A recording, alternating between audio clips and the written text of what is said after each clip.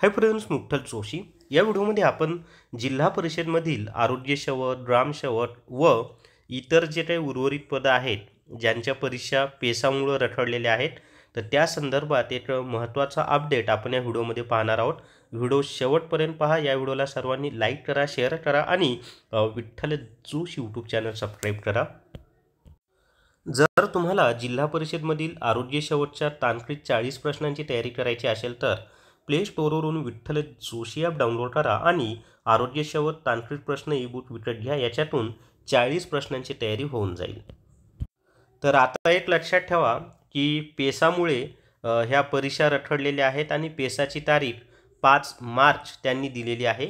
पण सर्वोच्च न्यायालयानं निकाल लावायला म्हणजे पेसामध्ये येणारे जे 13 जिल्हे आहेत त्यांचा निकाल लावू नका असं सांगितलेलं आहे।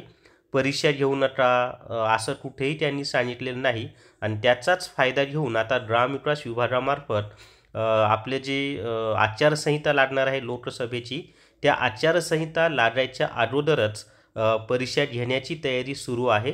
आणि मला मिळालेल्या माहितीनुसार येत्या 14 ते 15 फेब्रुवारीपर्यंत आरोग्य सेवक, ग्रामसेवक आणि इतर जे काही जिल्हा परिषदच्या परीक्षा राहिलेल्या आहेत त्यांचं वेळापत्रक येईल आणि आचारसंहिता लागायच्या अगोदरच ह्या परीक्षा घेतल्या जातील अशी माहिती मला मिळालेली आहे।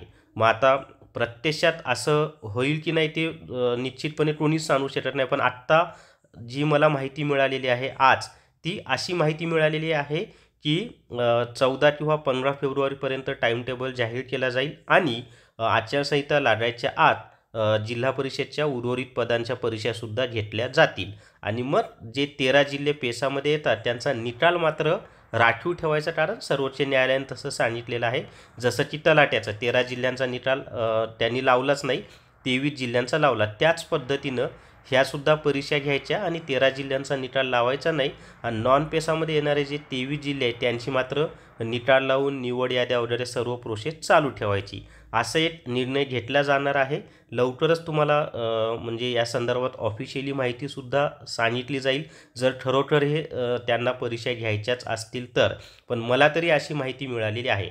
आता याच्यात अजून एक मला डिस्क्लेमर द्यायचं आहे, ही काय असं ऑथेंटिक परिपत्रक वगैरे ग्रामविकास विभागाने काढलेलं नाही, तर संबंधित विभागाला फोन केल्यानंतर जी माहिती मिळालेली आहे तीच तुम्हाला मी सांगत आहे या ठिकाणी।